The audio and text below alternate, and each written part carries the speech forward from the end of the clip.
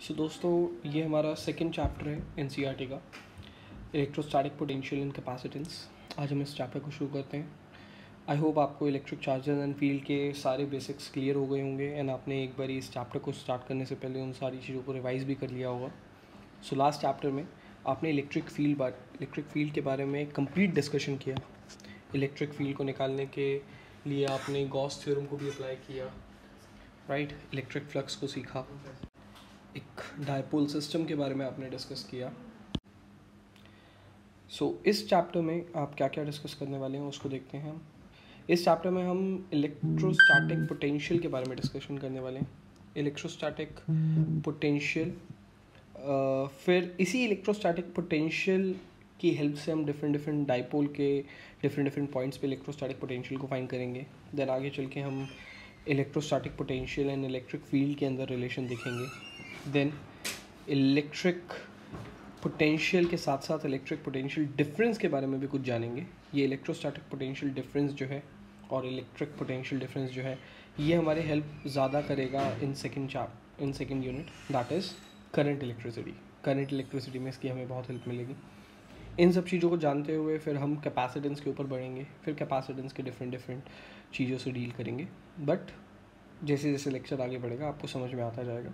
ये जस्ट एक basic overview था कि हमें लेक्चर में पढ़ना क्या क्या है, इस पर्टिकुलर चैप्टर में पढ़ना क्या क्या है, ये उसका ओवरव्यू था। चलिए अपने लेक्चर की तरफ बढ़ते हैं बेसिक चीज़ के साथ। इलेक्ट्रिक फील्ड के बारे में हम क्या जानते हैं, वो एक वेक्टर क्वांटिटी है। इलेक्ट्रिक फील्ड क्या है, एक वेक्टर क्वांटिटी, मतलब उसकी डायरेक्शन होती है पॉजिटिव से वे नेगेटिव के towards. Whereas electric potential जो होती है वो एक स्केलर क्वांटिटी है। इलेक्ट्रिक पोटेंशियल जो है वो क्या है, एक स्केलर क्वांटिटी एंड वेरी करती है पॉइंट टू पॉइंट। मतलब फील्ड में डिफरेंट पॉइंट्स के डिफरेंट पोटेंशियल्स होते हैं। पोटेंशियल मतलब ताकत।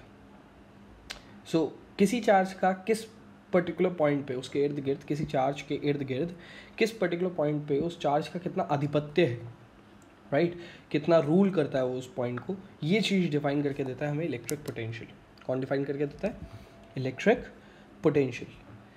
यही शब्द आपने लास्ट ईयर ग्रेविटेशन चैप्टर में पढ़ा था, gravitational potential, if you remember.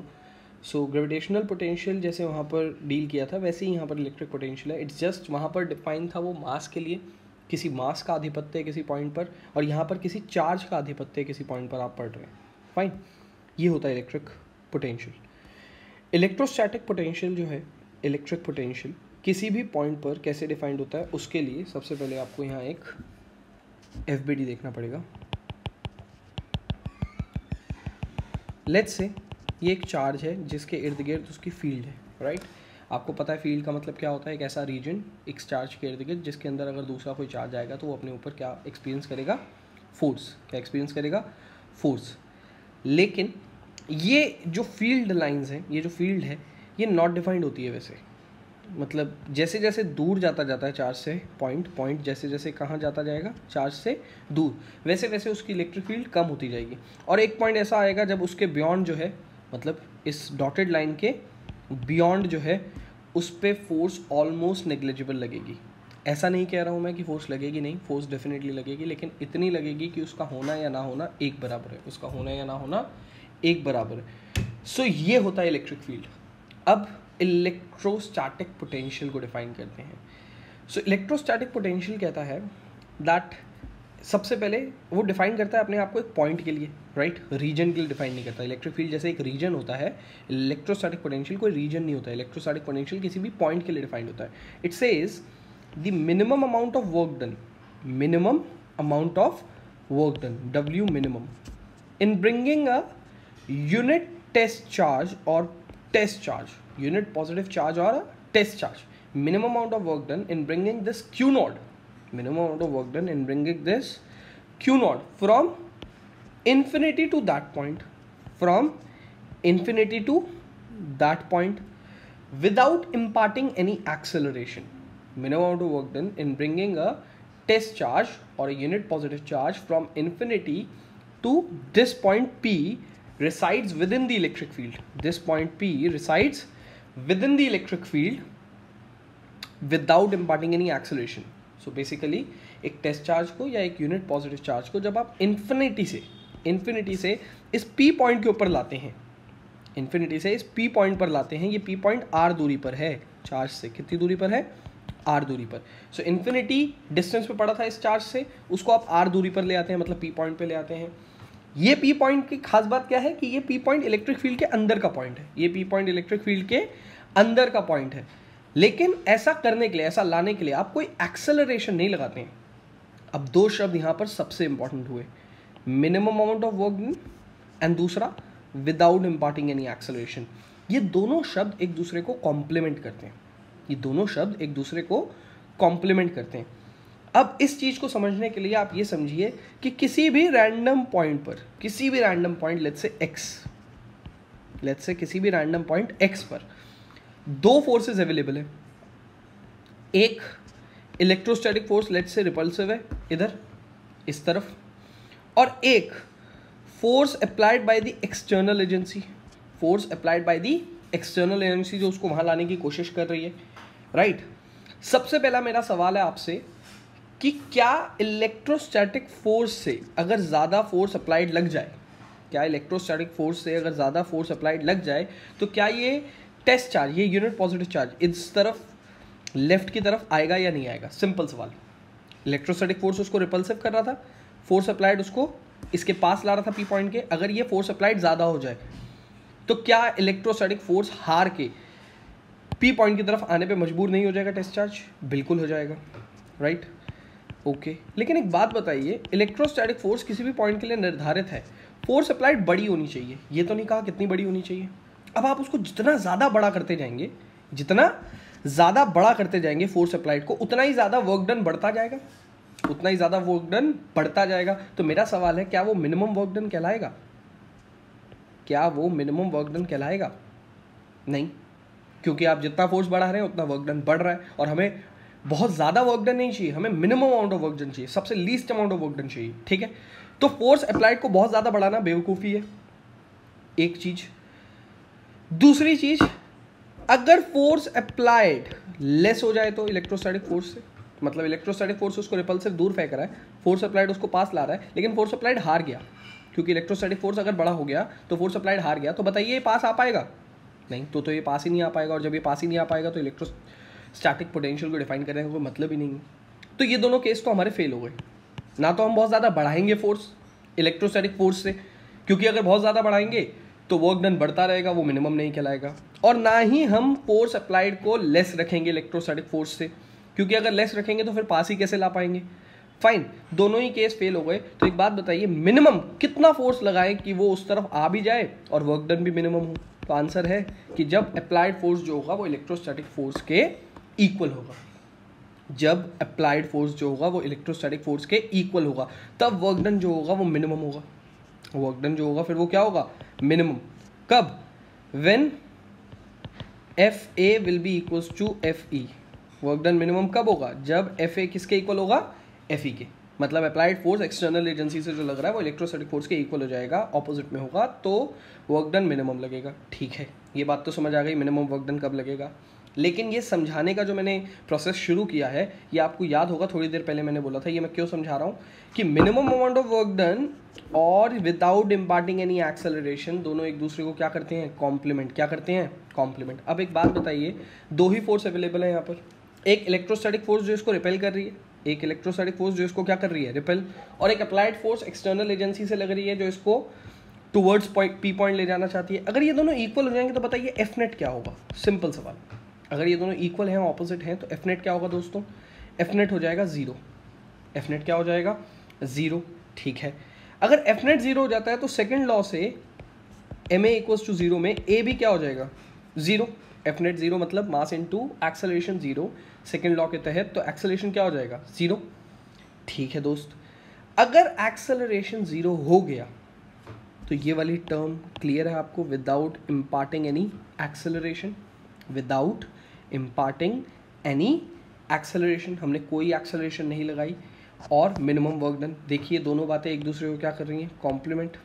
चलिए, आप वर्क डन मिनिमम से चले तो एक्सेलरेशन जीरो तक पहुंच गए, उल्टा जाके देखते हैं। एक्सेलरेशन जीरो, एक्सेलरेशन जीरो मतलब मास इंटू एक्सेलरेशन भी zero, mass into acceleration zero मतलब F net zero, F net zero मतलब अप्लाइड एक्सटर्नल फोर्स और इलेक्ट्रोस्टैटिक रिपल्शन दोनों इक्वल हो जाएंगे और ऑपोजिट होंगे, तभी एफ नेट जीरो होगा। और ये दोनों इक्वल हो गए, दैट मीन्स आप वर्क डन जो कर रहे हो वो सबसे क्या है, मिनिमम। सबसे क्या है, मिनिमम। मिनिमम वर्क डन, क्योंकि इससे कम वर्क डन नहीं हो सकता। इससे कम वर्क डन का मतलब है कि एफ ए और लेस हो जाए एफ ई से। जब एफ ए लेस हो जाएगा एफ ई से, there will be no work, there will be no work. So work done ही जीरो हो जाएगा। तो वर्क डन मिनिमम नहीं, वर्क डन जीरो हो जाएगा अगर एफ ए लेस हो गया एफ ई से। कोई वर्क होगा ही नहीं। क्लियर है? अप्लाइड फोर्स के थ्रू कोई वर्क नहीं हो पाएगा। अब ये समझ गए, ये लीस्ट पॉइंट था, ठीक है। अब एक सवाल आ रहा होगा आपके मन में कि अगर एक्सेलरेशन ही जीरो हो गया, अगर नेट फोर्स ही जीरो हो गया, एक्सेलरेशन ही जीरो हो गया, तो आखिर इसके तहत ये चार्ज यहाँ पर आएगा कैसे? जब हम कोई फोर्स ही नहीं लगा रहे, नेट फोर्स ही जीरो रख रहे हैं, एक्सेलरेशन ही जीरो रख रहे हैं, तो ये चार्ज इन्फिनिटी से उठकर पी पॉइंट तक आएगा कैसे? अब देखो, इसका जो सॉल्यूशन है वो हमें मिलता है फर्स्ट लॉ से। इसका सॉल्यूशन हमें कौन देता है? First law. तो फर्स्ट लॉ क्या कहता है न्यूटन का? न्यूटन का फर्स्ट लॉ कहता है body is in rest will remain in rest, and a body is in motion will remain in motion, and a body is in particular direction will remain in that particular direction until and unless there is no external unbalanced force applied on it। मतलब यहां पर इस law के तहत अगर पहले से ही Q0 charge चल रहा हो तो वो चलता रहेगा जब तक net external unbalance force zero रहती है। क्या हम net external unbalance force zero रख रहे हैं? बिल्कुल रख रहे हैं। एक्सेलरेशन जीरो है? बिल्कुल है।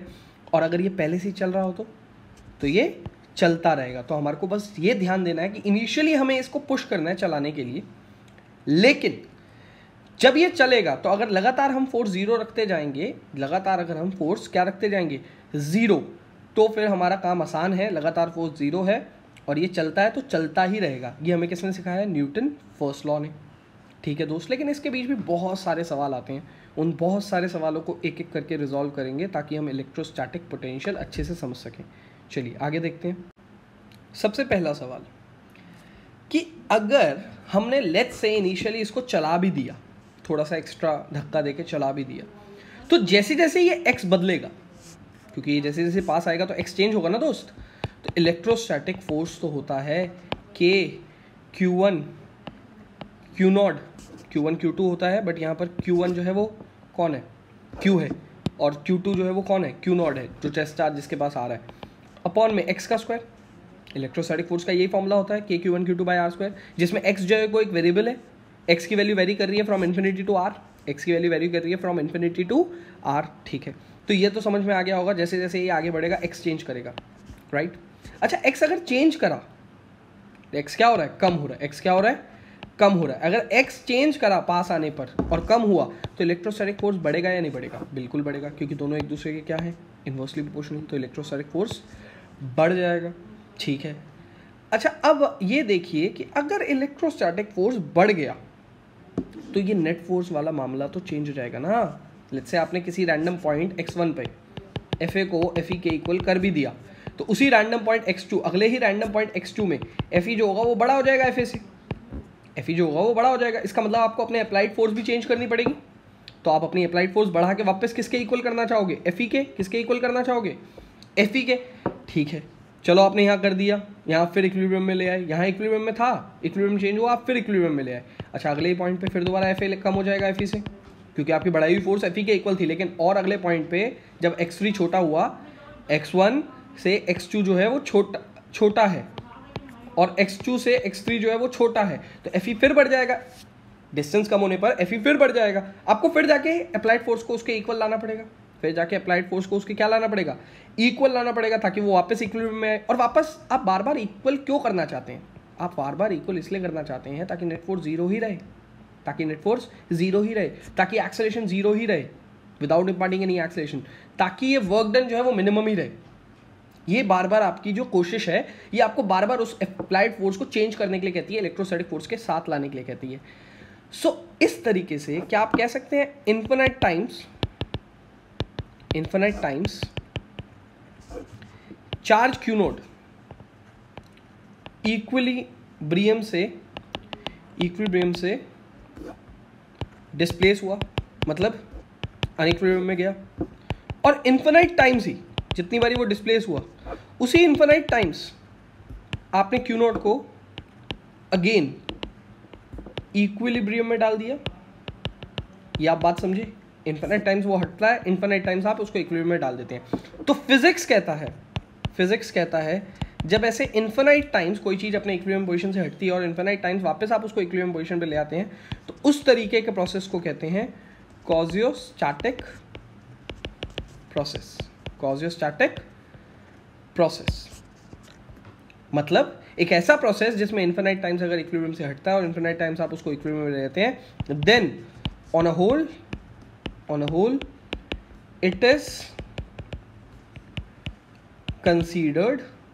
it is considered to be in equilibrium.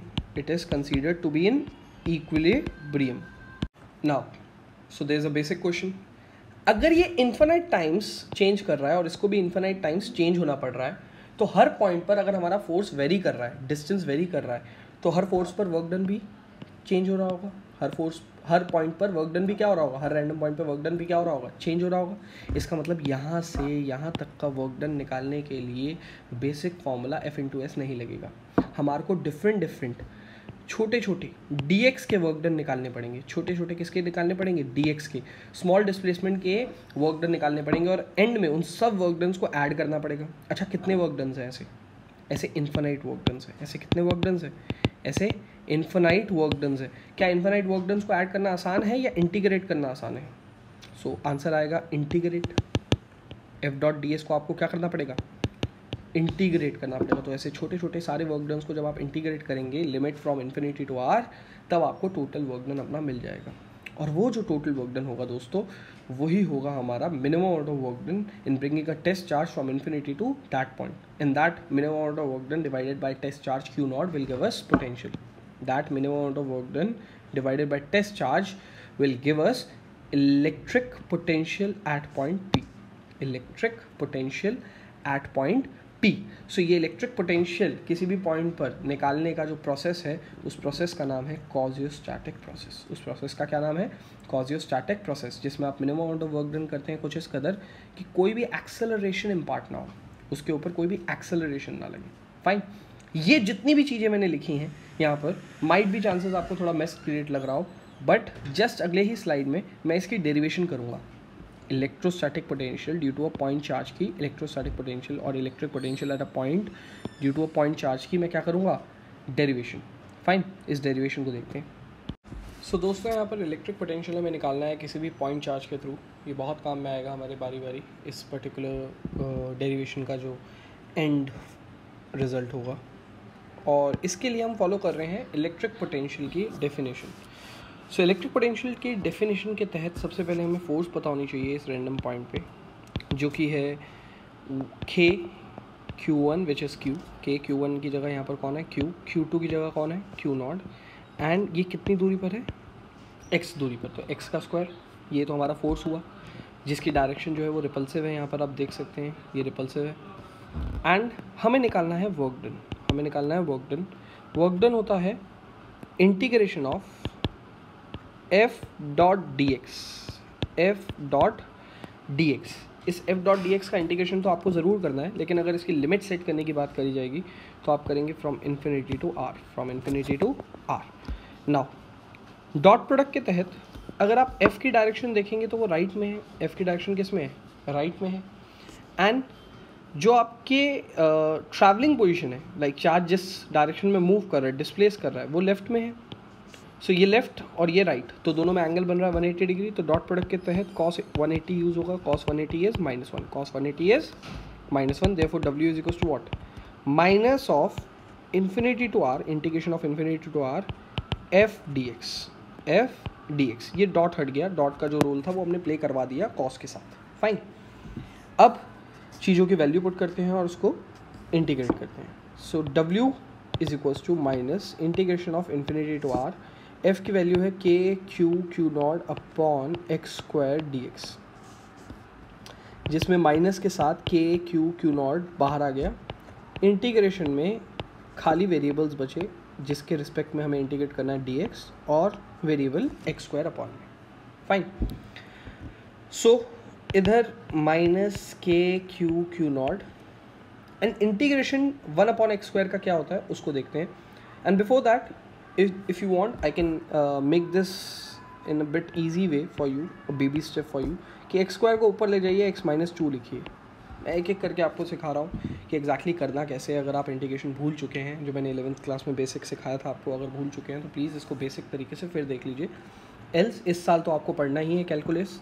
So in your maths 5th 6th 7th 8th and 9th chapter belongs to calculus, जिसमें starting from continuity and differentiation ending with differential equation, ये पूरे 5 chapters calculus के हैं, उसमें बीच में integration भी आएगा।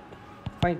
So minus K Q Q not and integration आप इसका करेंगे, जिसमें हमें पता है कि x की पावर जो n होती है उसमें आप पहले +1 करते हैं एंड n+1 का जो आंसर आता है उसी n+1 से उसे डिवाइड करते हैं। सो मैं यहाँ ब्रैकेट में इसका इंटीग्रेशन लिख रहा हूँ। x की पावर जो n है -2 उसमें +1 करना है एंड -2 + 1 वही n+1 जो होता है, n+1 ही वाली चीज़ नीचे भी आती है और ये लिमिट यहाँ पर रहेंगी इस कदर 0 to infinity to r। Fine. So इसका आंसर देखते हैं ज़रा, यहाँ पर हमारे पास वर्क डन का क्या आंसर आया। So minus K Q Q not that is x to the power -1 whole upon -1 and limits are same as infinity to r. Now applying this limit we can write k q q naught 1 upon r, because x की power -1 मतलब 1 upon x, x की power -1 का मतलब है 1 upon x, और उस 1 upon x में पहले अपर लिमिट r पुट होगी minus lower limit infinity put होगी। ये जो माइनस था, ये जो माइनस था उसने इस माइनस को कर दिया है प्लस, तभी आप देखेंगे अगले स्टेप में कहीं पर आपको दिख नहीं रहा है minus. Now K Q Q naught upon R, K Q Q naught upon R, क्यों? Because 1 upon infinity is 0, because 1 upon infinity is 0। अच्छा, ये तो वर्क डन निकला, ये तो क्या निकला? Work done. नाउ अगर पोटेंशियल की बात करें हम लोग, पोटेंशियल क्या होता है? Work done upon that test charge जिसको हम ला रहे थे क्यू नॉट, तो आंसर आएगा के Q by are. K Q by are किसी भी पॉजिटिव चार्ज के लिए किसी भी पॉइंट पर जो पोटेंशियल का फॉर्मूला होता है वो होता है K Q by are, K Q by are. And यही अगर चार्ज नेगेटिव होता तो ये minus K Q by are हो जाता। अच्छा, पॉजिटिव पे के क्यू बाय आर, नेगेटिव में minus K Q by are, क्यों? क्योंकि यहाँ पर इलेक्ट्रिक पोटेंशियल जो है वो एक स्केलर क्वांटिटी है। क्या है? Scalar quantity. उसको डायरेक्शन से कोई मतलब नहीं है, उसका सारा मतलब जो है वो मैग्नीट्यूड से, किससे है? मैग्नीट्यूड से है। तो इसीलिए यहाँ पर पॉजिटिव एंड नेगेटिव का मतलब मैग्नीट्यूड के साथ है, तो हम उसको सुपर इम्पोज करेंगे, पॉजिटिव एंड नेगेटिव में चीज़ें पुट करेंगे। अनलाइक इलेक्ट्रिक फील्ड और कूलम्स लॉ जो फोर्स निकाल के देता था, वहाँ पर हमारे पॉजिटिव एंड नेगेटिव का खेल खाली डायरेक्शन को पता लगाने का होता था, मैग्नीट्यूड में उनका कोई यूज़ नहीं होता था। लेकिन यहाँ पर क्योंकि ये स्केलर क्वांटिटी है तो मैग्नीट्यूड वाइज हम पॉजिटिव एंड नेगेटिव पुट करेंगे। फाइन।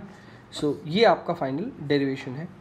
3 अलग अलग लाइंस में है ये डेरिवेशन। मैं इसके लिए इसको सेपरेट कर देता हूँ। सो ये आपका सेपरेट हो चुका है। इसमें आप देख सकते हैं यहाँ से डेरिवेशन शुरू हुई है और यहाँ पर ख़त्म हुई है। फाइन।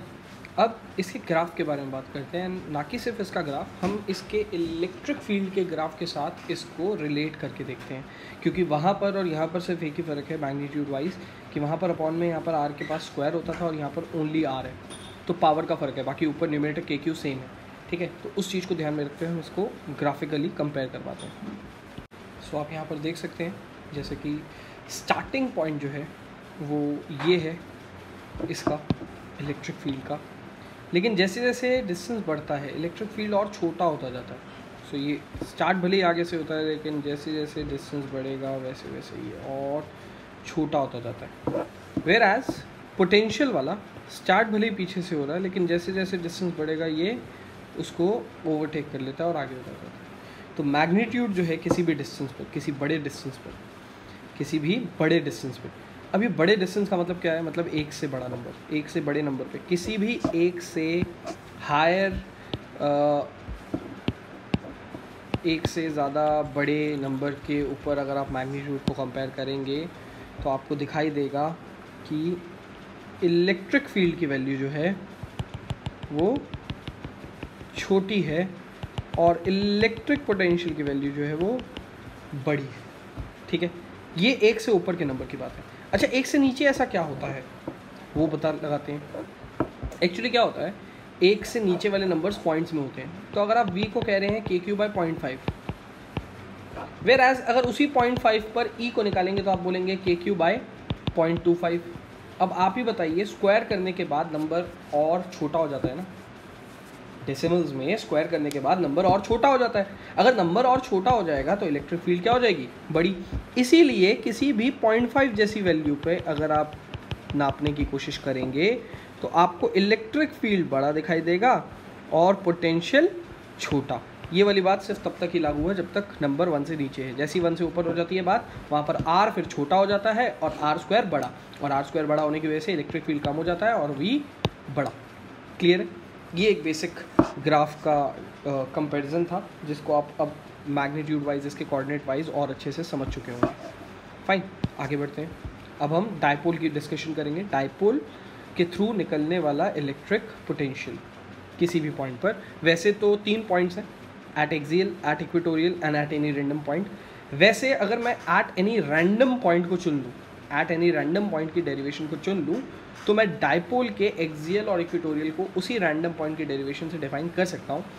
बट क्योंकि हमारे टॉपिक में dipole at an axial point भी पूछ लिया जाता है, potential through a dipole at an axial point और potential through a dipole at equatorial point, ऐसे भी डायरेक्ट क्वेश्चन पूछ लिए जाते हैं, तो इसलिए मैं तीनों डेरिवेशन करूँगा। फाइन, बट जब थर्ड डेरिवेशन करूँगा तो मैं आपको फर्स्ट और सेकंड डेरिवेशन का रिजल्टेंट जो है वो प्रूव करके दिखाऊंगा थर्ड डेरिवेशन से भी। क्लियर है? चलिए आगे बढ़ते हैं। ओके दोस्त, सो ये है electric potential due to a dipole. Electric potential किसी भी एक्सियल पॉइंट पे निकालना हमारा पहला टास्क है। एक्सियल पॉइंट क्या होता है आपको पता है, लाइन जॉइनिंग पे ही एक्सटेंडेड लाइन पर किसी पॉइंट पर निकालना होता है हमें, जो कि r दूरी पर होता है from the centre. And dipole क्या होता है ये आप सबको पता है, that dipole is a system of charges with equal and opposite sign separated by small distance 2। System of 2 charge with equal magnitude but opposite sign separated by a small distance 2a। So अगर ये जो distance है वो 2a है, so centre से a होगा, and centre से p point का डिस्टेंस क्या लिखा गया है, r। क्या लिखा गया है, r। अब बताइए किसका पोटेंशियल ज़्यादा होगा, उस चार्ज का जिसका डिस्टेंस कम है या उस चार्ज का जिसका डिस्टेंस ज़्यादा है। तो डेफिनेटली हमारे पास पोटेंशियल जो होता है वो इन्वर्सली प्रोपोर्शनल टू r होता है, इन्वर्सली प्रोपोर्शनल टू r होता है। इस वजह से जिसका डिस्टेंस कम होगा उसका पोटेंशियल ज़्यादा होगा, that is plus Q, that is plus Q. So v plus Q क्या होगा इस p पॉइंट पर, देखते हैं। अगर ये r है और ये a है तो ये डिस्टेंस हुआ r माइनस a। ये डिस्टेंस कितना हुआ, r minus a। So v plus Q होगा के Q by r minus a, के Q by r minus a। And v minus Q क्या होगा, क्योंकि मैंने आपको बताया था कि जो हमारा पोटेंशियल होता है वो एक स्केलर क्वांटिटी है, तो चार्ज के नेगेटिव को वो यूज़ करेगा, के क्यू बाय नेगेटिव चार्ज का इस p पॉइंट से डिस्टेंस है r plus a, that is r plus a from this to this. So ये लिखेगा r प्लस a। क्लियर है? अब क्योंकि हमें पता है कि बड़ा जो होता है मैग्नीट्यूड वाइज वो होता है जिसके लिए डिस्टेंस छोटा होता है, तो r माइनस ए क्लियरली यहाँ पर छोटा है r प्लस ए से, r माइनस ए क्लियरली छोटा है r प्लस ए से। सो वी नेट हमारा क्या होगा, वी नेट होगा हमारा v plus Q plus v minus Q, because ये स्केलर क्वांटिटी है, डायरेक्टली ऐड हो जाएगा विदाउट एनी डायरेक्शन कॉल। इसको डायरेक्शन से कोई लेना देना नहीं है, ये डायरेक्टली ऐड हो जाएगा magnitude wise. Fine, now values को पुट करते हैं हम लोग जो हमने ऊपर लिखी हैं। सबसे पहले v प्लस क्यू की जगह K Q by r minus A, K Q by r minus A, and minus K Q by R plus A, minus K Q by R plus A. So V net जो होगा उसमें के Q तो common आया, bracket में क्या बचा, 1 by R minus A, 1 by R minus A minus 1 by R plus A, 1 by R minus A minus 1 by R plus A. अब आर माइनस ए और आर प्लस ए जो है वो एलसीएम हुआ, तो ये आर प्लस ए इधर जाएगा एंड माइनस होने जाएगा आर माइनस ए, तो माइनस हो जाएगा आर प्लस हो जाएगा ए, क्योंकि जो प्लस है वो माइनस हो जाएगा और जो माइनस है वो प्लस हो जाएगा इस माइनस की वजह से। के क्यू बाहर एज इट इज़ है।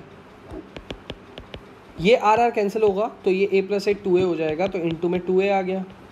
होल अपॉन में R minus A R plus A करोगे तो R square minus A square आ जाएगा, मतलब a प्लस बी और a माइनस बी का product which is A square minus B square, तो ये वी नेट है। अच्छा, अब इसमें कुछ चेंजेस करते हैं। सबसे पहले q इंटू 2a क्या होता है? q इंटू 2a होता है p। q इंटू 2 क्या होता है? p, dipole moment upon R square minus A square को क्या आर स्क्वायर लिख सकता हूँ? कब? तो ये दोनों बातों का रीज़न क्या है जो मैंने चेंजेस करे ऊपर वाले स्टेप से नीचे वाले स्टेप में? एक तो q इंटू 2a का आंसर होता है p, मुझे पता है डाइपोल मोमेंट, एंड दूसरा if r is very much greater than a then r square will be more greater than a square, तो a स्क्वायर क्या हो जाएगा? नेगलेक्ट। a स्क्वायर को माइनस करूँ या ना करूँ कोई फ़र्क नहीं पड़ता है। ये हमारा वी नेट का फाइनल एक्सप्रेशन है at an axial point. Fine, अब हमें क्या करना है? इक्वेटोरियल पॉइंट देखना है। अब हमें देखना है इक्वेटोरियल पॉइंट। सो दोस्तों, यहाँ पर हमारे पास इक्वेटोरियल पॉइंट है जिसके ऊपर हमें इलेक्ट्रिक पोटेंशियल पता लगाना है through a dipole. An equatorial point अगर आपको याद हो तो मैंने बताया था कि किसी भी लाइन के परपेंडिकुलर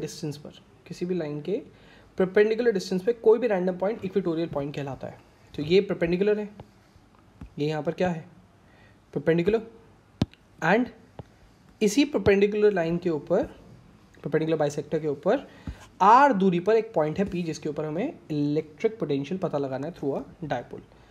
क्योंकि ये परपेंडिकुलर बाइसेक्टर है तो ये जो 2a होगा डाइपोल का separated distance 2a, that two charges का सेपरेटेड डिस्टेंस 2a, वो a में बढ़ जाएगा। और ये r है, ये a है, ये परपेंडिकुलर है, तो पाइथागोरस थ्योरम से under root r square plus a square है। सो डिस्टेंस माइनस q से और प्लस q से बराबर है। चार्ज का मैग्नीट्यूड वैसे ही बराबर होता है, एंड क्योंकि ये स्केलर क्वांटिटी है तो प्लस माइनस का रोल प्ले करेगा, तो आप वैसे ही अंदाज़ा लगा पा रहे होंगे कि electric potential due to a dipole at an equatorial point will be zero. देखते हैं ज़रा। सो वी नेट, या पहले वी प्लस क्यू लिख लेते हैं। वी प्लस क्यू क्या होगा? के Q by R square plus A square under root. V minus Q क्या होगा? Minus K Q by R square plus A square under root. So V net क्या आएगा? वी नेट आएगा V plus Q plus V minus Q, that is K Q by under root R square plus A square minus K Q by under root R square plus A square. तो answer आ जाएगा zero. Answer आ गया zero. ये आपका V net है। Equatorial point के किसी भी पॉइंट पर डाइपोल के थ्रू इलेक्ट्रिक पोटेंशियल का आंसर क्या होगा? ज़ीरो। अब जैसे कि मैंने कहा था कि आपसे पूछा जाता है एक्सियल पॉइंट और इक्वेटोरियल पॉइंट पे डायरेक्ट डेरिवेशन, तो उनकी डेरिवेशन तो आपने सीख ली, लेकिन एक और डेरिवेशन है जो पूछी जाती है electric potential at any random point R through a dipole अगर पूछी जाती है तो उस केस में आपके पास जो डेरिवेशन होगी वो आपको लीड करेगी वापस से एक्सियल और इक्वेटोरियल के पास।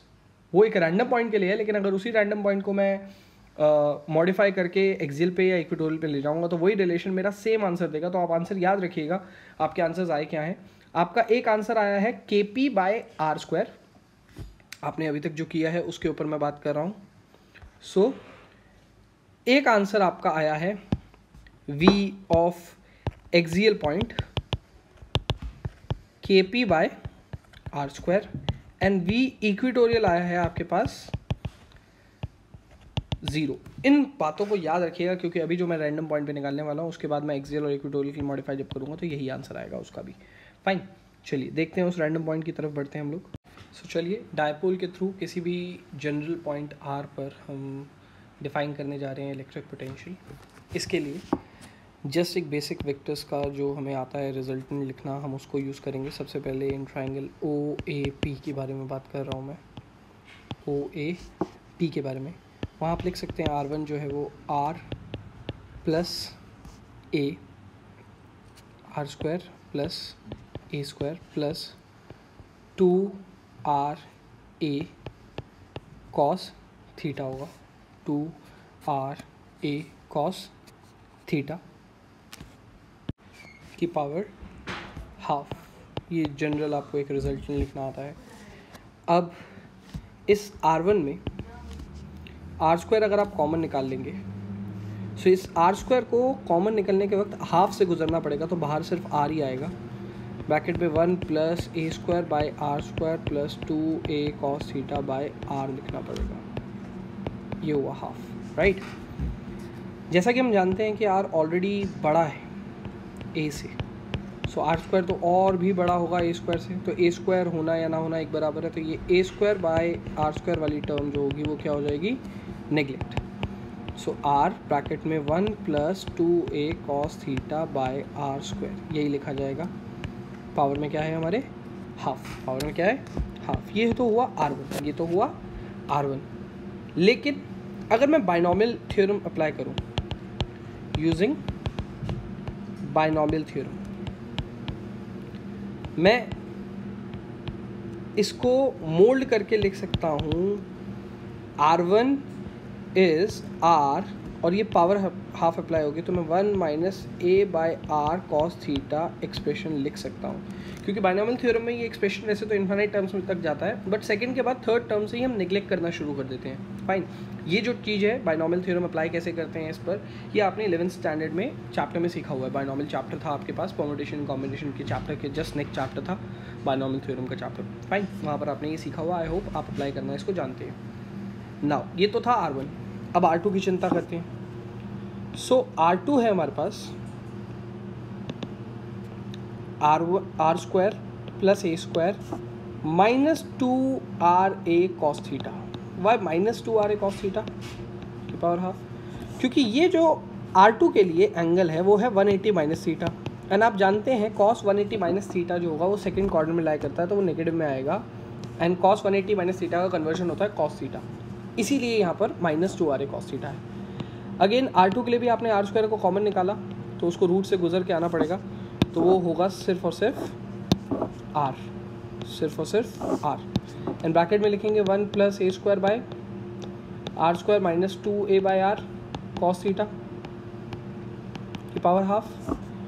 सो ए फिर दोबारा आप बोलेंगे बड़ा है R से, तो a स्क्वायर जो होगा, सॉरी a जो है वो छोटा है R से, मतलब R बड़ा है a छोटा है, तो ए स्क्वायर जो होगा वो तो और भी छोटा होगा आर स्क्वायर से, तो R square A square by R square वाली बात क्या हो जाएगी, इसमें भी नेग्लेक्ट करेंगे तो आर ब्रैकेट में बचेगा 1 minus 2a by R cos theta की पावर हाफ।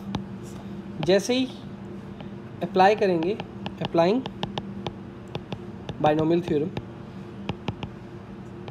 सो बाइनोमियल थ्योरम अप्लाई करके आप इसको लिख लेंगे आर ब्रैकेट में 1, ओके। सो एक एरर था छोटा सा यहाँ पर, 1 बाय R1 होगा, ये 1 बाय R1 करने के वक्त ही वो माइनस हाफ होगा, तभी ये बाइनोमियल थ्योरम अप्लाई हो सकता है और तभी वो टर्म्स नेग्लेक्ट हो सकती हैं, ऐसे नहीं हो सकती।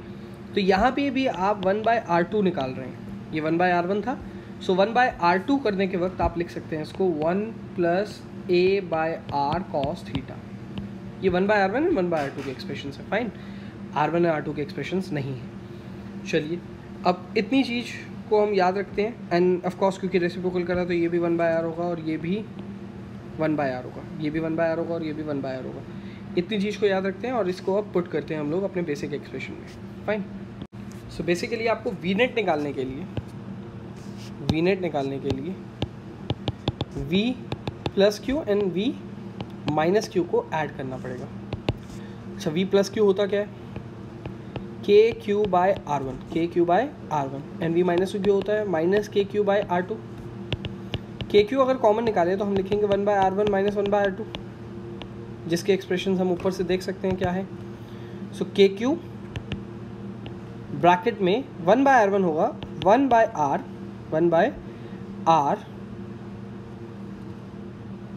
Bracket 1 minus A by R cos theta first term minus of second term that is minus 1 and minus A by R cos theta. So 1 और 1 तो कैंसिल हो गए, लेकिन minus 2 into K Q A cos theta by R square रह गया, because देखिए ये और ये जो होंगे वो प्लस होके माइनस में लिखेंगे, माइनस ट्वाइस ऑफ दिस, 2 बाहर आ गया, ये ए कॉस थीटा न्यूमरेटर में आ गया के क्यू के साथ, और R जो होगा यहाँ पर वो इस R के साथ मल्टीप्लाई होगा, क्योंकि ये जब ट्वाइस ऑफ दिस टर्म होगी तो नीचे का R और ये R मल्टीप्लाई होकर R स्क्वायर लिखेगा। फाइन, ये टर्म मल्टीप्लाई होकर क्या लिखेगा, R स्क्वायर। नाउ फर्दर अगर हम इस चीज को सॉल्व करेंगे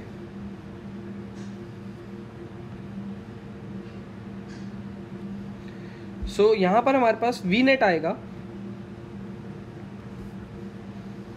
we net is minus K P cos theta by R square, because 2 into A जो होता है वो स्मॉल डिस्टेंस है, इंटू क्यू करेंगे हम लोग तो वो डाइपोल मोमेंट हो जाएगा, minus K P cos theta by R square. ये तो फाइनल आपका जनरल एक पॉइंट पर एक्सप्रेशन आ गया। चलिए अब इसी चीज़ को हम एट एक्सियल देखते हैं। सो इसका फर्स्ट कंडीशन एट एक्सियल, सो इसके लिए आपको उस फिगर को दोबारा देखना पड़ेगा। उस फिगर को दोबारा देखते हैं हम लोग। सो बताइए इधर फिगर देख के कि इस पी पॉइंट को एक्सियल पे पहुंचने के लिए, इस पी पॉइंट को एक्सियल पे पहुंचने के लिए अपने आप को इधर रोटेट करना पड़ेगा। कब तक रोटेट करना पड़ेगा, जब तक ये थीटा जीरो ना हो जाए। जब ये थीटा जीरो हो जाएगा मतलब ये लाइन इस लाइन के ऊपर आ जाएगी, तभी तो ये आएगा एक्सियल पे। सो थीटा जीरो करना है तो वी नेट को आप लिख सकते हो minus K P cos zero upon R square, minus K P cos zero upon R square. क्या होता है cos zero upon R square, cos zero is 1 K P by R square, यही expression था आपका। हाँ बट माइनस में क्योंकि ये प्लस वाले चार्ज की तरफ जा रहा है। फाइन, यहाँ पर ये साइन में इस चीज़ को देख लीजिएगा आप। अब अगर मैं बात करूँ आपसे कि वी नेट आपको निकालना है, वी नेट आपको किस पे निकालना है, ये तो था एक्सियल पे, ये किस पे था आपका एक्सियल पे। सो अब अगर बात करें इक्वेटोरियल पे, किसकी, इक्वेटोरियल की, तो इसी पॉइंट को इक्वेटोरियल पे पहुंचने के लिए क्या करना पड़ेगा, इस पॉइंट को यहाँ पहुंचना पड़ेगा, इक्वेटोरियल पे पहुंचने के लिए इधर रोटेट करना पड़ेगा, मतलब ये थीटा को बढ़ के 90 के इक्वल होना पड़ेगा। किसके इक्वल होना पड़ेगा, 90 के। अब बताइए वी इक्वेटोरियल में minus K P cos 90 put करना पड़ेगा आपको अपॉन में आर स्क्वायर। कॉस 90 क्या होता है, zero, zero into N will be zero, तो इक्वेटोरियल का आंसर क्या आया, जीरो। मैंने आपको कहा था इस के पी बाय आर स्क्वायर को और जीरो को याद रखिएगा, एक्सियल और इक्वेटोरियल को, ये यहाँ पर प्रूव करेंगे हम लोग जनरल पॉइंट को मॉडिफाई करके। फाइन, सो ये पूरा आपका कॉन्सेप्ट है जो आपने किया है, इसको आप एक साथ देख सकते हैं इधर।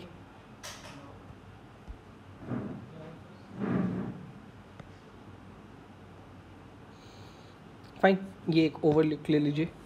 इसमें अगर आप चाहते हैं तो ये देखिए ये एक लाइन है। सो ये चीज़ यहाँ तक ऐसे चल रही थी, पहले आपको ये पार्ट करना था, फिर आपको ये पार्ट करना था, यहाँ पहुँचने के बाद आपके पास ये वी नेट आया, फिर इसको एक्सियल और इक्वेटोरियल में बदला आपने। फाइन, चलिए ये टॉपिक यहाँ पर ख़त्म हुआ। अब इसके ऊपर कुछ क्वेश्चंस की बात कर लेते हैं, कुछ न्यूमेरिकल्स की बात कर लेते हैं इसी टॉपिक के ऊपर, जिसमें हमने अभी तक electric potential due to a point charge पढ़ा है। Electric potential due to a point charge के बाद हमने पढ़ा है electric potential at an axial and electric potential at a equatorial point through a dipole. Then last जो हमने अभी जस्ट की है वो है electric potential at any general point due to a dipole. Fine, चलिए अब एक नज़र इनके न्यूमेरिकल्स पे भी डालते हैं कि इनके न्यूमेरिकल्स को हम कैसे अप्रोच करेंगे। सो दोस्तों ये हमारा सॉल्व एग्जाम्पल का फर्स्ट क्वेश्चन है अभी तक जो भी हमने टॉपिक डिस्कस किया है उसके ऊपर। सो देखते हैं क्या कह रहा है ये। Calculate the potential at a point P due to a charge 4 × 10⁻⁷ located 9 cm away. Second, hence obtain the work done in bringing a charge 2 × 10⁻⁹ coulomb from infinity to this point P. And does your answer depend on the path from which the charge is brought? So last वाले answer का मैं पहले ही answer दे रहा हूँ कि no, it doesn't depend upon the path. It doesn't depend upon the path. ये path पे dependent नहीं होता है, ठीक है। So अब जब पाथ पे डिपेंडेंट नहीं होता, ये लास्ट वाला आंसर मिल गया, तो पहले दो पार्ट्स को सॉल्व करता हूँ मैं आपके लिए। First part, calculate the potential. V P होता है बेटा KQ/R, जिसमें K की वैल्यू होती है 9 × 10⁹, Q की वैल्यू उन्होंने दे रखी है 4 × 10⁻⁷, एंड अपॉन में R जो है वो है 9 × 10⁻²। इसको आप लोग सॉल्व करेंगे तो आंसर आएगा 4 × 10⁴ वोल्ट, ठीक है। ये उस पॉइंट पर उसका पोटेंशियल है।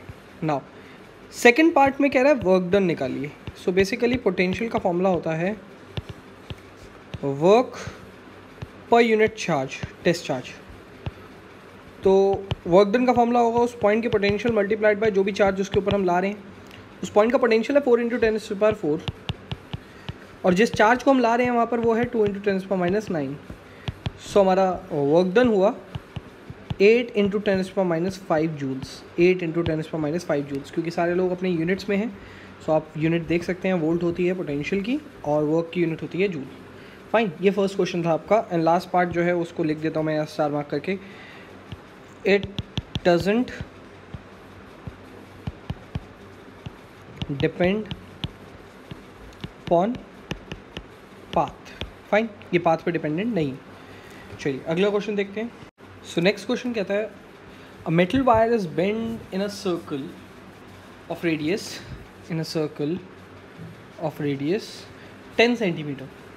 It is given a charge 200 microcoulomb which is spread uniformly on it. Calculate the electric potential at a point. एक आपके पास मेटल वायर है जो कि 10 सेंटीमीटर के रेडियस के अंदर सर्कल के फॉर्म में कन्वर्ट कर दी जा चुकी है। एंड इस वायर को आप 200 माइक्रोकूलम का यूनिफॉर्म चार्ज डिस्ट्रीब्यूट कर रहे हैं और इसके सेंटर पे आप चाहते हैं कि पोटेंशियल पता चले। फाइन, देखते हैं सेंटर पे पोटेंशियल पता लगाने के लिए सबसे पहले क्या मैं ये लिख सकता हूँ कि लैम्डा, क्योंकि ये यूनिफॉर्मली डिस्ट्रीब्यूट किया है तो लैम्डा कांस्टेंट है which is Q by L, जिसमें Q by L में Q है 200 microcoulomb, that is 200 × 10⁻⁶, upon length जिस पे ये डिस्ट्रीब्यूट किया है वो है 2πr, that is 2 × 3.14 × 10⁻⁻1, because 10 centimetre था रेडियस। सो 10 × 10⁻² करेंगे तो 10⁻1 निकलेगा, जिसमें कि आप यहाँ पर इसको सॉल्व करके लैम्डा पता लगा सकते हैं। फाइन, ये मैं आपके लिए एज इट इज़ छोड़ रहा हूँ। अब किसी भी particular charge, small charge dq for a small length dl, so lambda is equals to dq by dl. So dq is equals to what? Lambda dl. For a small charge dq on a small length dl, dq की value lambda into dl होगी। इसके through इस point पर आप potential पता लगाइए। सो क्या बोलेंगे आप? v at center through this dl is k dq by r, क्योंकि ये r जो है वो इसका यहाँ से यहाँ तक का डिस्टेंस रेडियस है जो कि चेंज नहीं करने वाला है। अब dq यहाँ हो, dq यहाँ हो, dq यहाँ हो, कहीं मर्जी हो, ये r चेंज नहीं करेगा। सो ये भी गारंटी है कि सब क्योंकि सेम मैग्नीट्यूड के हैं तो सारे यहाँ पर जो भी पोटेंशियल लगाएंगे वो ऐड होगा। लेकिन कितने चीज़ें ऐड करनी है आपको? ये वाले dq का, इस वाले dq का, इस वाले dq का, इस वाले dq का, ऐसे कितने dq हैं? इन्फिनिट। ऐसे कितने dq हैं? इन्फिनिट। तो इन इन्फिनिट dq को आपको ऐड करना है। सो ये vc नहीं है, ये dvc है। vc होता है पोटेंशियल एट सेंटर, मैं कह रहा हूँ ये dvc है, मतलब स्मॉल पोटेंशियल एट सेंटर है फ्रॉम स्मॉल चार्ज dq। पूरा पोटेंशियल निकालना है सेंटर पे तो इस dvc को इंटीग्रेट करना पड़ेगा,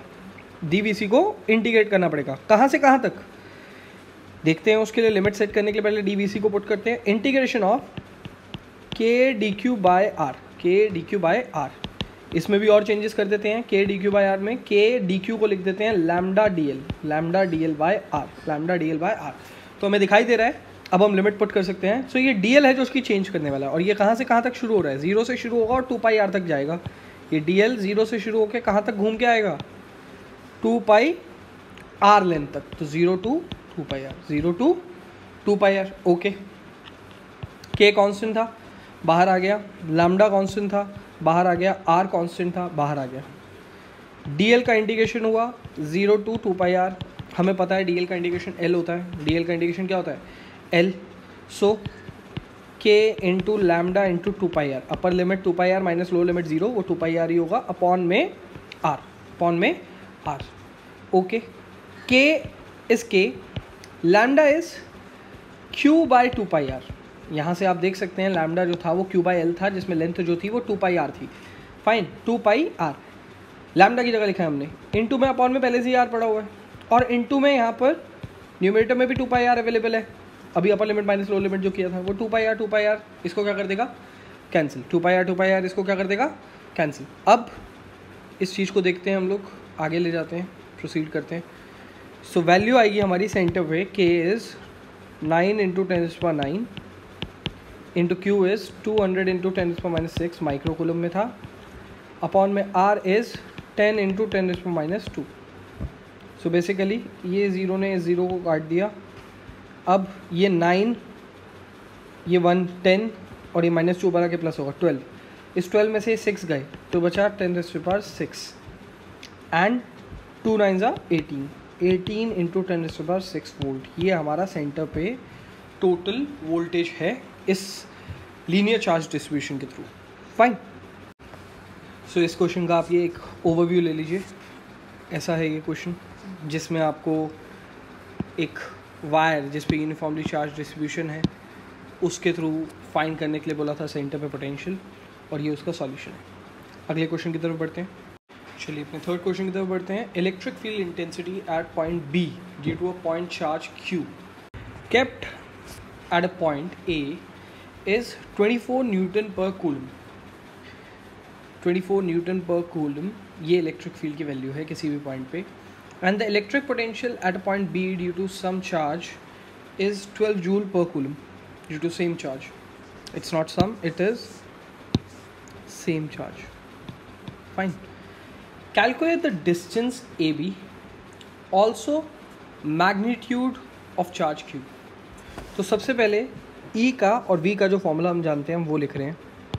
E इज इक्वल्स टू होता है KQ/R² and V is equals to होता है KQ/R। अगर आप ध्यान से देखेंगे सो R निकालने के लिए आपको बस इसको डिवाइड करने की ज़रूरत है। तो आप E/V करेंगे जिसमें E होगा KQ/R² एंड V जो डिवाइड में है वो मल्टीप्लाई होके R/KQ हो जाएगा।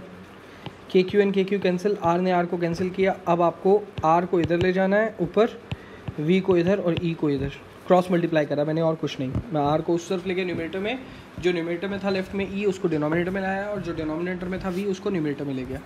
वैल्यूज़ पुट करते हैं, आंसर आ जाएगा हमारे पास। V is 12 and E is what 24, that is 0.5 metre, because सब लोग अपनी यूनिट में हैं इसलिए 0.5 मीटर होगा ये।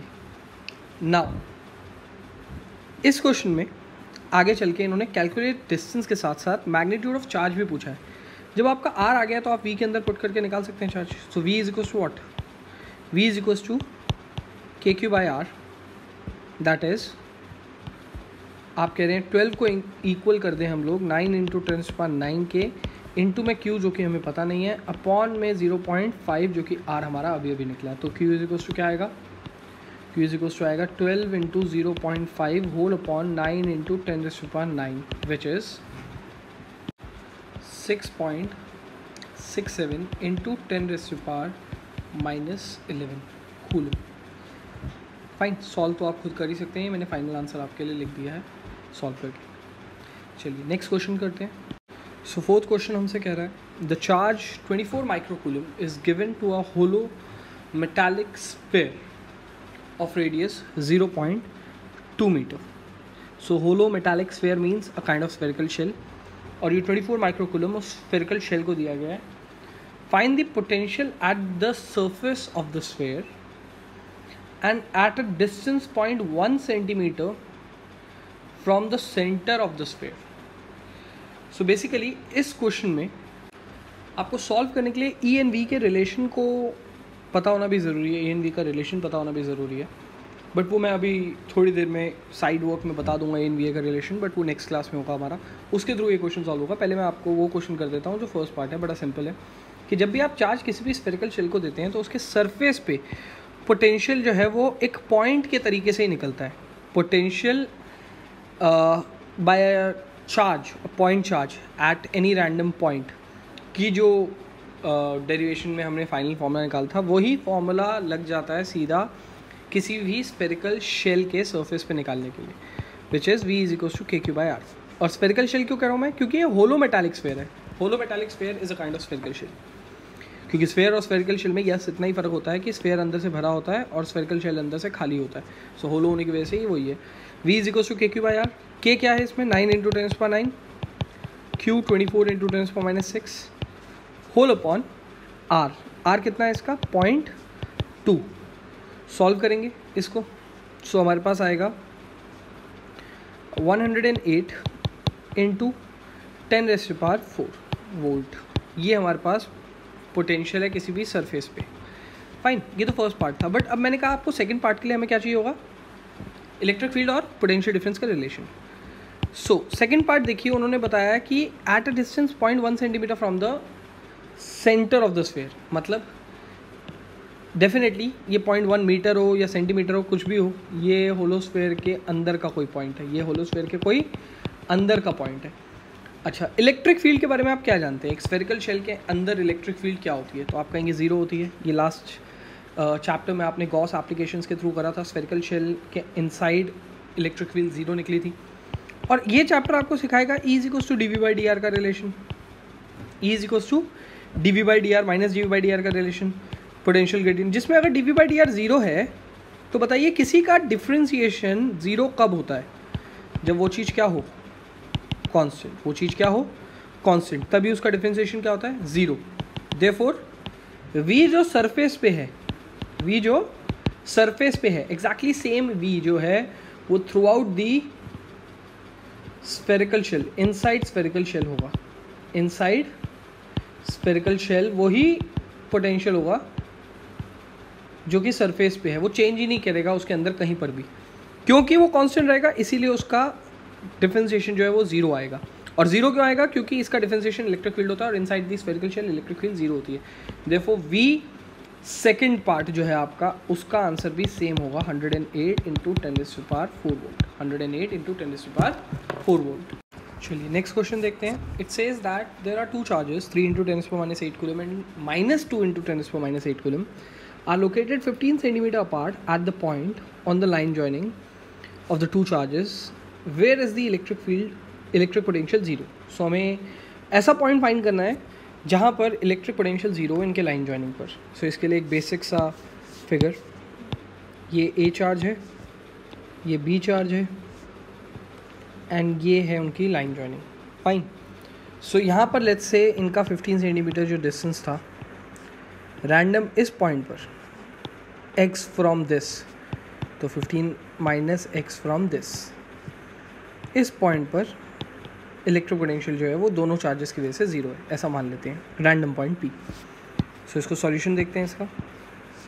सो Vp = VA + VB,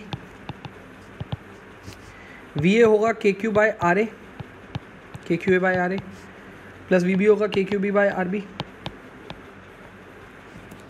K common, QA क्या होगा, QA 3 into 10⁻⁸ upon RA 0.15 - x minus 2 into 10⁻⁸, क्योंकि सेकेंड चार्ज नेगेटिव है, अपॉन x = 0। ये k की वैल्यू जीरो के पास डिवाइड होके जीरो हो जाएगी, क्योंकि इन्होंने बोला ये वो पॉइंट है जहाँ पर इलेक्ट्रिक पोटेंशियल जीरो है, तो k की वैल्यू जीरो के पास जाके जीरो हो जाएगी। सो आप लिख सकते हैं 3 into 10⁻⁸ upon 0.15 - x will be equals to 2 into 10⁻⁸ upon x, क्योंकि ये माइनस नेगेटिव जो है वो जीरो के पास जाके प्लस हो गया, तो ये वहाँ पर ऐसे दिखेगा। अब 10⁻⁸ भी कैंसिल आउट, तो 3x 2 into 0.15 - x, so 3x = 2 into 0.15 is 0.3 minus 2x, ये 2x 3x के पास जाके ऐड हो जाएगा, 5x बन जाएगा। मैं इसको यहाँ सॉल्व कर रहा हूँ, 5x हो जाएगा, 2x 3x के पास जाके 5x हो जाएगा, = 0.3, x = 0.3 डिवाइड बाई 5, तो x = 0.6, x = 0.6 metre, 0.06 metre, 0.06 metre कहूँ या 6 सेंटीमीटर कहूँ, 0.06 मीटर कहूँ, x की वैल्यू या 6 सेंटीमीटर कहूँ, एक ही बात है। That means 6 centimetre from B, 6 centimetre from B and 9 centimeter from A, 9 centimeter from A on the line joining, the electric potential through these two charges is 0. Fine. Next question देखते हैं.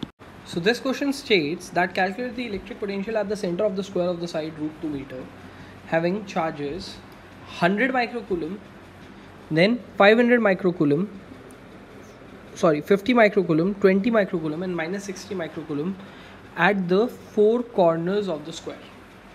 So यहाँ पर हमारे पास electric potential पता लगाना है हमें एक सेंटर ऑफ द स्क्वायर के ऊपर, जिसमें यहाँ पर 100 माइक्रोकूलम, यहाँ पर 50 माइक्रोकूलम, यहाँ पर 20 माइक्रोकूलम और यहाँ माइनस 60 माइक्रोकूलम अवेलेबल है.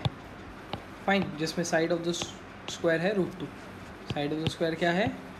√2. इसके सेंटर पे हमें ये पता लगाना है. क्वेश्चन में माइनर चेंज है. यहाँ ये -50 माइक्रोकूलम है, -50 माइक्रोकूलम है. फाइन. चलिए, सो सेंटर में पोटेंशियल पता लगाने से पहले सेंटर का डिस्टेंस इन सब से कितना है वो तो पता होना चाहिए, जिसके लिए पहले डायगनल का पता होना चाहिए और डायगनल को फिर हाफ करेंगे तो डिस्टेंस पता चलेगा हमें r. डायगनल कितना है? डायगनल होगा √2 का स्क्वायर प्लस √2 का square, that is 2 + 2 that is √4. √4 is 2. So diagonal है हमारा 2. सो r कितना है? डायगनल का हाफ. डायगनल का हाफ मतलब 2 का हाफ, दैट इज़ 1. सो हमारा r जो है वो 1 मीटर है. कितना है r हमारा? 1 मीटर. अब यहाँ पर पोटेंशियल जो है वो a पॉइंट का, b पॉइंट का, c पॉइंट का एंड d पॉइंट का ऐड होगा ताकि वो सेंटर पे पता लगा सके पोटेंशियल. फाइन. o पे.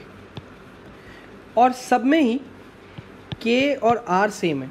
k और r सेम है तो मैंने कांस्टेंट बाहर निकाल लिए, बट सबके q1, q2, q3 जो है वो अलग अलग वैल्यूज़ हैं. उनको यहाँ पर एज इट इज़ लिख देते हैं. k की वैल्यू है 9 × 10⁹ अपॉन में r की वैल्यू आई है 1. ब्रैकेट में q1 की वैल्यू कितनी है?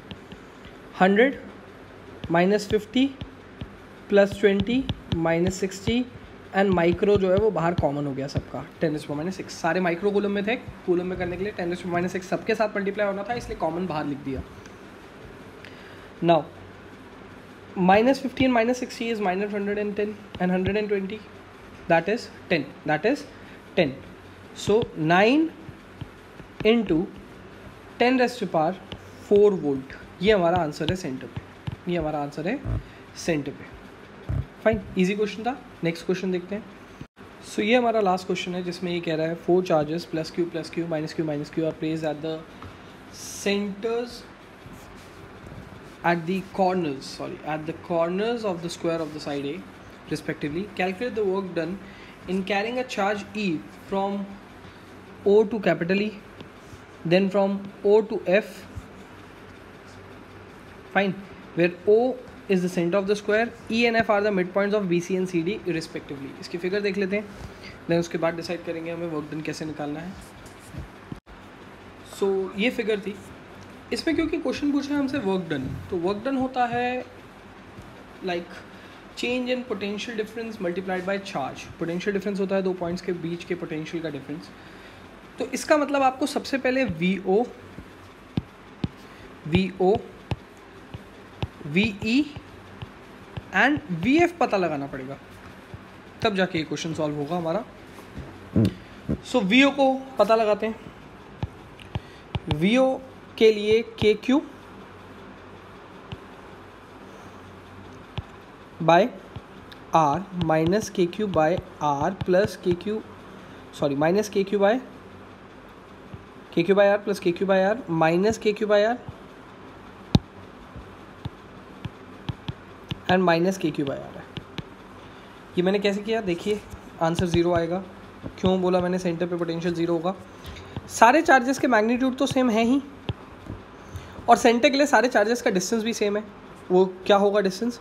डायमीटर का हाफ. तो सारे के लिए डिस्टेंस भी क्या है? सेम है. तो जब डिस्टेंस भी सेम है, चार्ज का मैग्नीट्यूड भी सेम है, और हर एक प्लस वाले टर्म के लिए हर एक माइनस वाला टर्म अवेलेबल है, तो आंसर क्या हो जाएगा? 0. सो VO का आंसर क्या आ गया? 0. चलिए VE की तरफ बढ़ते हैं. सो VE के लिए KQ by KQA by RA, KQB by RB plus KQC by RC plus KQ D by R D करना पड़ेगा। चलिए, wait Q A is equals to Q B is equals to Q and Q C is equals to Q D is equals to minus Q. And क्या आप देख पा रहे हैं कि आर ए का डिस्टेंस जो होगा वही आर डी का डिस्टेंस होगा? क्या आप ये वाली बात देख पा रहे हैं कि ए से ई का डिस्टेंस जो है आर ए डिस्टेंस, वही डी से ई का डिस्टेंस होगा आर ई डिस्टेंस, क्योंकि ये स्क्वायर में किसी साइड का मिड पॉइंट है जो कि यहाँ पर आइसोसेलेस ट्रायंगल बनाएगा। सो ये डिस्टेंस और ये डिस्टेंस जो होगा वो बराबर होगा। डिस्टेंस बराबर चार्ज प्लस और माइनस, चार्ज प्लस और माइनस, तो कैंसिल आउट होने के पूरे चांसेस हैं। ठीक है। एंड दूसरी चीज़, R B and R C को देखिए क्या है। R B and R C A by two मतलब बी से ई का डिस्टेंस और सी से ई का डिस्टेंस कितना है? Same A by two. इसमें भी देखिए बी और सी के डिस्टेंस बराबर A by two and Q B plus है क्यू सी माइनस है, क्यू बी प्लस है क्यू सी माइनस है, तो इसका भी कैंसिल होने का पूरा चांस। सो वी ई भी आ जाएगा 0 बेटा। लेकिन वी ई 0 होने का वजह क्या है? सारे मैग्नीट्यूड्स इक्वल ऑपोजिट नहीं है। ये वाला मैग्नीट्यूड इस वाले मैग्नीट्यूड के साथ इक्वल एंड ऑपोजिट है और फिर ये वाला मैग्नीट्यूड इस वाले मैग्नीट्यूड के साथ इक्वल एंड ऑपोजिट है। फाइन, तो इसलिए कैंसिल होकर ये भी क्या आ जाएंगे हमारे पास? 0। वी भी 0 आ गया। चलिए, अब वी सी की तरफ, वी एफ की तरफ बढ़ते हैं। लास्ट चीज़ वी एफ। सो इसमें मैंने डिस्टेंसेस को डैश करके मेंशन कर दिया है एंड इस फिगर को थोड़ी सी क्लियर कर देते हैं, क्योंकि अब हमारा एफ पॉइंट का पोटेंशियल डेफिनेटली निकलेगा। ये वाला पार्ट 0 नहीं होगा, ये वाला पार्ट 0 नहीं होगा, तो इस फिगर को हमने क्लियर कर दिया।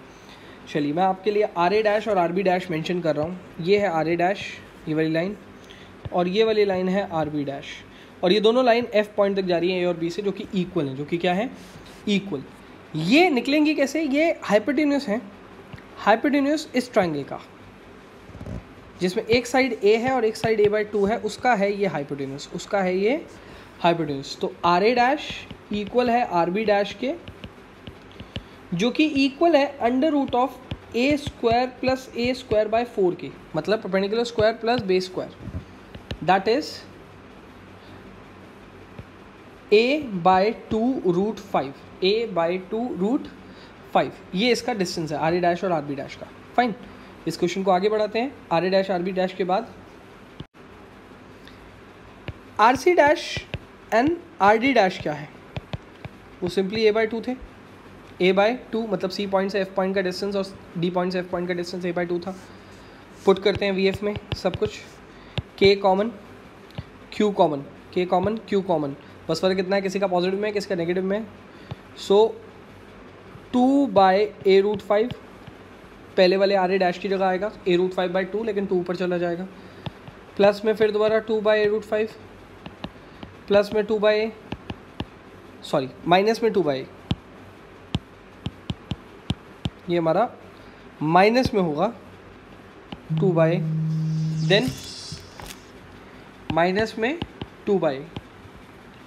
2 बाई ए भी मुझे कॉमन दिख रहा है, तो मैं 2 के क्यू बाय ए लिख लेता हूँ बाहर, और अपॉन में अंडर रूट 2 बाई रूट 5 लिख लेता हूँ, माइनस 2 लिख लेता हूँ।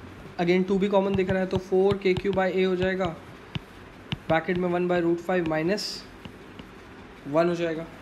ये एक बेसिक आंसर है वी एफ का, ये एक बेसिक आंसर है किसका? वी एफ का। इन्होंने हमसे पूछा था वर्क डन। अब वर्क डन निकालने के लिए देखते हैं हम क्या करेंगे। सो वर्क डन हमें पता लगाना है कि जब हम ओ से ई पे ले जाते हैं और जब हम ओ से एफ पे ले जाते हैं। सो सबसे पहले ओ से ई की बात कर रहे हैं हम। So V O E, potential difference of O with respect to E is V O minus V E, और you can also call it potential difference. ये है पोटेंशियल डिफरेंस होता है ये, दैट इज़ 0 माइनस 0। आंसर आ गया 0, क्योंकि दोनों ही V O and V E 0 थे। अब वर्क डन क्या होता है? वर्क डन होता है potential difference multiplied by charge. Potential difference है 0 और मल्टीप्लाइड बाय चार्ज था ई, आंसर आ गया 0। अच्छा, वी ओ एफ क्या है? V O minus V F मतलब 0 माइनस 4 के क्यू बाय ए, ब्रैकेट में 1 by root 5 minus 1, minus common लेंगे तो लिखेंगे 4 के क्यू बाय ए, ब्रैकेट में 1 माइनस 1 बाय रूट 5। नाउ थोड़ा सॉल्व करना है तो वी ए 4 के क्यू बाय ए लिख सकते हैं हम लोग, यहाँ पर रूट 5 माइनस 1 लिख सकते हैं, अपॉन में रूट 5 आ जाएगा, रूट 5 की चाहें तो वैल्यू भी पुट कर सकते हैं या इसको रैशनलाइज भी कर सकते हैं हम लोग, जैसे भी आपको ठीक लगे, बट यहाँ तक भी अगर छोड़ देंगे तो कोई दिक्कत नहीं है। तो वर्क डन होता है potential difference multiplied by charge, test charge है ये, वो क्यू नहीं है। पोटेंशियल डिफरेंस है 4kq bye A and √5 - 1 upon √5, ये तो पोटेंशियल डिफरेंस हो गया। लेकिन मल्टीप्लाई में जो चार्ज है वो कौन है, ई। सो ये हमारा टोटल वर्क डन आएगा इस क्वेश्चन में, from centre to F point पर वर्क डन ले जाने के लिए किसी टेस्ट चार्ज ई को सेंटर टू ई पॉइंट पे ले जाने के लिए आंसर हमारा 0 आया, क्योंकि पोटेंशियल डिफरेंस ही 0 आ रहा है, क्योंकि दोनों पॉइंट्स का पोटेंशियल ही 0 था। फाइन। अब इस क्वेश्चन को आप चाहें तो एक साथ देख सकते हैं कि किया क्या है इस क्वेश्चन में। सो ये क्वेश्चन ऐसे चल रहा है। सबसे पहले आपने V O V E V F अलग अलग निकालने की कोशिश करी, दैट इज़ यहाँ तक, पहले आप यहाँ तक सॉल्व करते हैं, इधर तक, फिर उसके बाद आप यहाँ पर चले आते हैं, इसको सॉल्व करते हैं। ये फर्स्ट पार्ट यहाँ तक सॉल्व करना है, सेकंड पार्ट यहाँ तक सॉल्व करना है, एंड फिर थर्ड पार्ट यहाँ से शुरू है। क्योंकि जब आपके पास बेसिक चीज़ें अवेलेबल हो जाती हैं तो आप क्या करते हैं, आप इसको वी एफ को निकालते हैं, एंड वी एफ निकालने के बाद potential difference and then work done का फॉर्मूला पुट करके वर्क डन को निकाल रहे हैं। फाइन। सो ये प्रॉपर सॉल्यूशन है आपका। इसको एक साथ अगर आप चाहें तो यूनिक लेवल पे ऐसे लिख सकते हैं। So that's all for the day. इस क्लास में आपने इलेक्ट्रिक पोटेंशियल के ऊपर बातें करी, डायपोल के ऊपर बातें करी, डायपोल के एक्सियल और इक्वेटोरियल पॉइंट्स के ऊपर बातें करी, उनकी डेरिवेशंस करी, एंड कुछ न्यूमेरिकल्स ट्राई करी। सो आप लोगों का होमवर्क तैयार है इस पर्टिकुलर क्लास का। होमवर्क जो होगा आपका इस टॉपिक में, वो from first page number to page number 8, from page number 1 to page number 8 सारा थ्योरी लर्न करिए, अच्छे से डेरिवेशंस को सीखिए, उनको लिखिए प्रॉपरली। इस क्लास में जो भी हुआ उसको प्रॉपरली लिखिए, हर 10-10, 15-15 मिनट्स के ब्रेक में समझ के उसको लिखते रहिए, फिर आगे बढ़िए। एक साथ सारी वीडियो मत देखिएगा। एंड देन उसके बाद जब ये वीडियो ख़त्म हो जाए तो पेज नंबर 1 से लेकर 8 तक के बीच में जितने भी SP PFP आ रहे हैं, हर एक क्वेश्चन को करिए। भले ही मैंने SP आपके लिए कर दिए, लेकिन आप दोबारा करिए इसे। PFP प्रॉब्लम को प्रैक्टिस करिए एक एक क्वेश्चन को, और सारे डाउट्स मुझे कलेक्ट करके ग्रुप पे अपडेट करिए एक एक करके, ताकि नेक्स्ट क्लास में मैं उन डाउट्स को कवर करूँ और टॉपिक को और आगे ले जाऊँ। Fine. Thank you for the class.